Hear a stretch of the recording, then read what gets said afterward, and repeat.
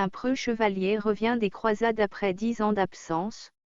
En arrivant devant son château, il s'aperçoit qu'il a perdu la clé qui ouvre la serrure de la ceinture de chasteté de sa gente dame.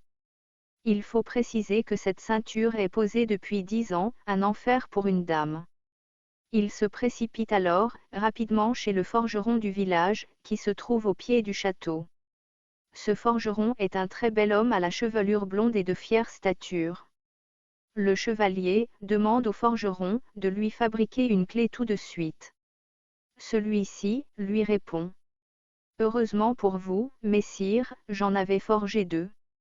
Le forgeron n'a pas expliqué pourquoi il en avait fabriqué une deuxième, mais vous devinez l'usage qui en a été fait. Qui va à la chasse perd sa place. De temps à autre, certains hommes héritent d'une partie du savoir universel de Dieu. On les appelle des génies. Ils appartiennent à un monde fermé, qui est le leur, et qui pour le commun des mortels, nous semble incompréhensible. Comme exemple, Nicolas Copernic, astronome polonais, père de l'héliocentrisme qui place le Soleil au centre du monde et non plus la Terre comme Ptolémée 1473-1543. Ambroise Paré, père de la chirurgie moderne 1552. Isaac Newton, père de la gravitation universelle 1687. Albert Einstein, père de la théorie de la relativité restreinte 1905. Père de la théorie de la relativité générale 1915, célèbre surtout pour son équation, E égale mc2. Et bien d'autres génies dans toutes les branches de la science, des mathématiques, et. Les autistes excellent dans des domaines mathématiques et scientifiques, avec une mémoire phénoménale et une aisance qui, pour nous semble surnaturelle. Pour moi, l'homme est le résultat final d'une création par une civilisation très ancienne et très avancée technologiquement. Vieille de plusieurs millions d'années, qui a maîtrisé la robotique, l'intelligence artificielle, la nanotechnologie et d'autres sciences inconnues. Actuellement, nous aurions évolué vers le dernier stade, où l'homme est fait de chair, de sang et d'os.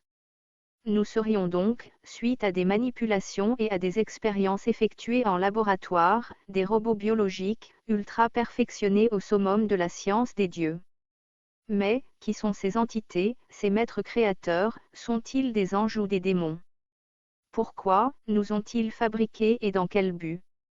Pour ne citer que 2 passages extraits de Hamlet de William Shakespeare.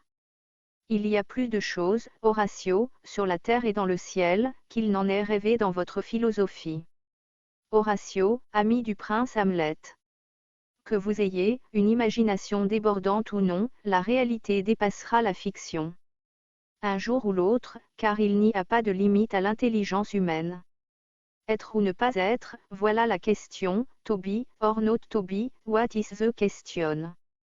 À la gloire du grand architecte de l'univers. Ce qui est en bas, est comme ce qui est en haut, et ce qui est en haut, est comme ce qui est en bas. La table d'émeraude dont l'auteur serait Hermès Trismégiste. Rien ne repose, tout remue, tout vibre. Ou selon Lavoisier, rien ne se perd, rien ne se crée, tout se transforme. Cette prose est l'exclusivité de Daniel Juillet Saint-Martin de Crau le 19 décembre 2021.